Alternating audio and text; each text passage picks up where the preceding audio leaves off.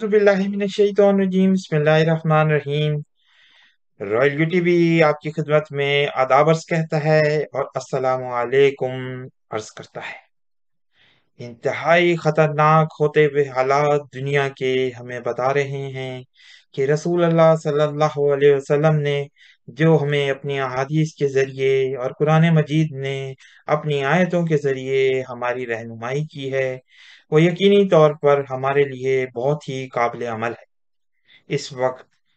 बुध 21 सितंबर को सदर प्यूटन ने यह ऐलान किया कि वो एक बहुत बड़ी मोबिलाइजेशन कर रहे हैं रूसी फौजियों की, जिसमें 3 लाख सिपाहियों को यूक्रेन भेजा जाएगा। आज की वीडियो में हम मलामतुल कुबरा के आगाज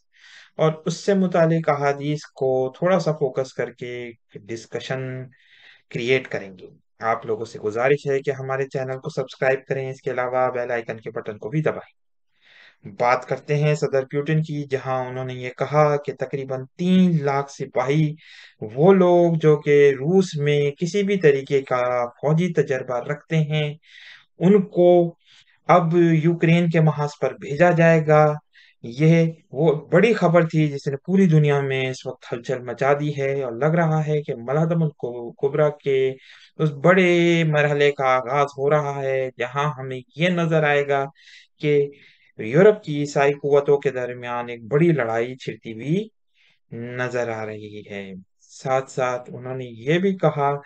कि रूस को, अगर रूस की दाखिली सलामती पर कोई खतरा आया तो वो न्यूक्लियाई हथियार इस्तेमाल करने से भी गुरेज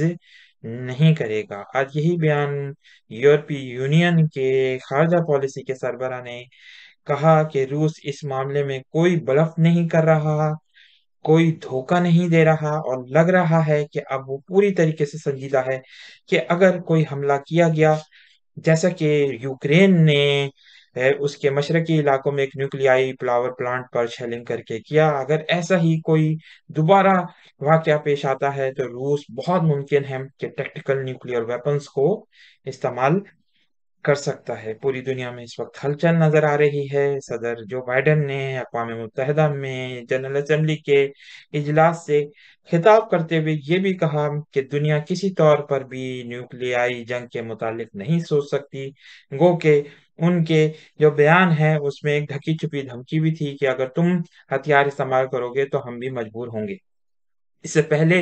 शंघाई कॉरपोरेशन के इजलास जो कि समरकंद में, जो कि उज्बेकिस्तान का दारुल हुकूमत है, वहां मुनक्किद हुआ, तो उसमें व्लादिमीर पुतिन की जो बॉडी लैंग्वेज थी उससे नजर ये आ रहा था कि वो रूस की जंग को खत्म करना चाहते हैं। यूक्रेन के साथ जो लड़ाई है अब उसमें वो ज्यादा नताइज हासिल करने पर गौर करेंगे। इसके अलावा ये खबर भी अभी हालिया दिनों में आई कि अब एक रेफरेंडम कराया जा रहा है उन इलाकों में जो कि तकरीबन यूक्रेन का 20 से 25% बनते हैं, या 15 से 20 भी कहा जाता है। उनको वहां एक रेफरेंडम कराया जा रहा है ताकि उनको रूस के साथ इल्हा की मंजूरी दे दी जाए। और सदर प्यूटन का ये कहना है कि वो लड़ाई जो लड़ रहे हैं वो बुनियादी तौर पर यही है कि यूक्रेन के जो रूसी अक्सरियती इलाके हैं वहां पर रहने वाले लोगों को एक तहफ़्फ़ुज़ का एहसास दिलाया जा सके। लेकिन साथ साथ ये वीडियोस भी हमारे सामने मंजर पर आई हैं, जहां ये देखा गया कि लोग लड़ते हुए नजर आए, और वो बहुत सारे ऐसे भी वीडियोस आई हैं जिसमें यह महसूस हो रहा है कि जो लोग फिट भी नहीं हैं उनको महाज पर ले जाने की कोशिशें की जा रही हैं, जिससे नजर ये आ रहा है कि रूस में भी एक बेचैनी है। गो के बड़े मुजाहरे देखने में नहीं आए। वहां पर यह भी बताया जा रहा है कि जो लोग इस जबरी भर्ती से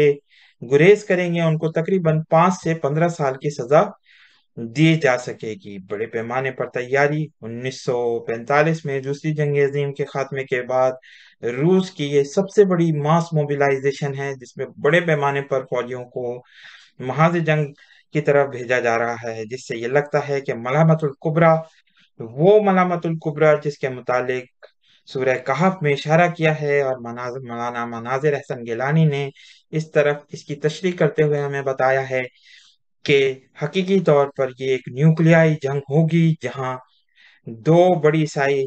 ताकतें आपस में एक दूसरे के खिलाफ जंग बड़े बड़े तबाही پھیلانے والے ہتھیاروں کا استعمال کریں گی۔ ادھر اٹلی سے بھی یہ خبر آ رہی ہے کہ صدر سلویو برلسکونی کی جماعت کامیاب ہونے والی ہے۔ یہ رائٹ ونگ ہے، وہ یورپ کا رائٹ ونگ جو کہ روس کے ساتھ ہمدردی کرتا ہوا ہمیں نظر آتا ہے۔ ہم پہلے بھی اس بات کو کہہ چکے ہیں کہ ملحمت الکبریٰ میں ایک وقت ایسا آئے گا کہ روس کو اس بڑی جنگ میں کامیابی حاصل ہوگی۔ بظاہر یہ نظر آتا ہے، واللہ عالم بالصواب، جو ہماری عقل کہتی ہے۔ اس کے حوالے سے ہم نے یہ بتایا اور کہا کہ جو یورپ کی بڑی یہ جو عیسائی قوتیں ہیں، جو رائٹ ونگ ہیں، وہ پھر ایک وقت آئے گا کہ روس کے ساتھ اتحاد کر کے مسلمانوں پر حملہ آور ہوں گی۔ یہاں صدر برلسکونی کا وہ بیان بڑا ہی پاپولر ہوا جس میں انہوں نے کہا کہ روس اور ولادیمیر پوٹن کو یوکرین کی جنگ میں جھونکا گیا ہے۔ وہ کسی طور پر بھی نہیں چاہتے تھے کہ یہ جنگ ہو، لیکن ان کو مجبور کیا گیا ہے ویسٹ کے لوگوں نے۔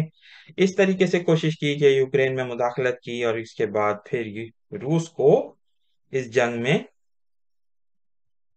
دھکیل دیا گیا ہے۔ بہرحال یہ بھی نظر آ رہا ہے کہ ادھر سویڈن میں بھی جو رائٹ ونگ کی جماعتیں ہیں، دائیں بازو کی عیسائی قوتیں ہیں، وہ اکٹھا ہو رہی ہیں، اور جس سے ہمیں رسول اللہ صلی اللہ علیہ وسلم کی اس حدیث کی طرف اشارہ کرنا ہم ضروری سمجھتے ہیں آج کی ویڈیو میں، جس میں رسول اللہ صلی اللہ علیہ وسلم نے ہمیں بتایا ہے کہ واقعات کس طریقے سے پیش آئیں گے۔ ہم مسلم شریف کی حدیث کو پڑھتے ہیں، مشکات شریف والیوم 3 حدیث نمبر 5186۔ حضرت عبداللہ بن مسعود رضی اللہ تعالیٰ عنہ کہتے ہیں کہ قیامت اس وقت آئے گی جبکہ میراث تقسیم نہ کی جائے گی، یعنی احکام شرع پر عمل نہ کیا جائے گا۔ اس کا یہ بھی شارحین کہتے ہیں کہ اتنے زیادہ لوگ مر چکے ہوں گے کہ لوگ جو ہیں وہ اپنی میراث کس کو تقسیم کریں گے، کوئی میراث قبول کرنے والا ہی نہیں ہوگا، واللہ عالم بالصواب۔ مسلمان مال غنیمت سے خوش نہ ہوں گے کیونکہ ظاہر سی بات ہے، جب اتنی بڑے پیمانے پر ہلاکتیں ہو چکی ہوں گی، شہداء کی تعداد زیادہ ہوگی، تو پھر مال غنیمت کی جو خوشی ہوگی وہ کیسے ہوگی؟ اس کے بعد ابن مسعود نے اس حقیقت کی تشریح کی اور کہا شام والوں سے لڑنے کے لیے کافی لشکر جمع کریں گے، یعنی پھر ان واقعات کو بتایا کہ کس طرح واقعات آئیں گے اور کیوں مسلمان مال غنیمت کی تقسیم پر خوش نہیں ہو رہے ہوں گے، کیونکہ پھر اس کو آگے مزید ہمیں بتایا گیا ہے۔ اور ان کافروں سے مقابلے کے لیے مسلمان بھی لشکر جمع کریں گے، پھر مسلمان ایک جماعت کو انتخاب کر کے رومیوں سے مقابلے کے لیے آگے بھیجیں گے اور اس سے یہ شرط کریں گے کہ وہ لڑے اور مر جائے اور واپس آئے تو فتح حاصل کر کے آئے۔ پھر فریقین ایک دوسرے پر حملہ آور ہوں گے یہاں تک کہ دونوں لشکروں کے درمیان رات حائل ہو جائے گی اور دونوں فریق اپنی اپنی جگہ واپس آ جائیں گے اور کسی کو فتح حاصل نہیں ہوگی۔ یعنی یہ فیزز میں ایک ایسی لڑائی ہے جس کے کئی فیزز ہوں گے، بہت زیادہ اس میں ہمیں پوزز نظر آئیں گے، وقفے نظر آئیں گے، لیکن مسلمانوں کی وہ جماعت جس کو آگے بھیجا گیا تھا فنا ہو جائے گی۔ پھر دوسرے روز مسلمان ایک اور جماعت کو اسی شرط کے ساتھ آگے بھیجیں گے اور دونوں فریقین ایک دوسرے سے مقابلہ کرتے رہیں گے یہاں تک کہ پھر رات درمیان میں حاصل ہو جائے گی اور دونوں فریق واپس ہو جائیں گے اور ان میں سے کوئی فتح یاب نہیں ہوگا، لیکن مسلمانوں کی وہ جماعت جس کو آگے بھیجا گیا تھا فنا ہو جائے گی، یعنی وہ بھی ختم ہو جائے گی۔ پھر تیسرے روز پھر مسلمان ایک جماعت کو بھیجیں گے اسی شرط کے ساتھ اور دونوں فریق مارکا آ رہا ہوں گے یہاں تک کہ شام ہو جائے گی اور دونوں فریق واپس ہو جائیں گے، جن میں سے کسی ایک کو بھی فتح حاصل نہیں ہوگی اور مسلمانوں کی وہ جماعت جو آگے بھیجا گئی تھی پناہ ہو جائے گی۔ چوتھے روز مسلمانوں کی باقی فوج لڑنے کے لیے تیار ہوگی اور خدا اس کو کفار پر فتح دے گا، یعنی 4 فیزز ہوں گے اس کے، 4 فیزز میں یہ لڑائی ہوگی۔ ہو سکتا ہے یہ بڑی پرولونگ ہو، بہت عرصے تک جاری رہے، اور یہ صرف یہاں پر جو روز کا اس لفظ استعمال کیا ہے، دن کا استعمال کیا گیا ہے، وہ صرف ہمیں جو فیزز ہیں ان کو ڈیفائن کرنے کے لیے بتایا گیا ہو۔ یہ لڑائی نہایت سخت ہوگی، مسلمان جان توڑ کر لڑیں گے اور کفار پر فتح حاصل کریں گے۔ ایسا لڑیں گے کہ اس وقت ایسی لڑائی نہ دیکھی ہوگی، یہاں تک کہ اگر ایک پرندہ اطراف لشکر سے گزرنا چاہے گا تو وہ لشکر کو پیچھے نہ چھوڑ سکے گا، یعنی لشکر سے آگے نہ جا سکے گا، مر کر زمین پر گر پڑے گا، یعنی اتنی زیادہ لاشیں ہوں گی کہ وہ تھک ہار کر گر جائے گا اور مرے گا۔ پھر شمار کریں گے ایک باپ کے بیٹوں کو جو کہ تعداد میں 100 تھے، ان میں سے صرف ایک زندہ بچے گا، یعنی اتنی زیادہ شہداء کی تعداد ہوگی۔ پھر کس غنیمت سے وہ خوش کیے جائیں گے اور کون سی میراث ان میں تقسیم کی جائے گی۔ اب یہ وہی والی بات جو ہم نے حدیث کی شروع میں کہی تھی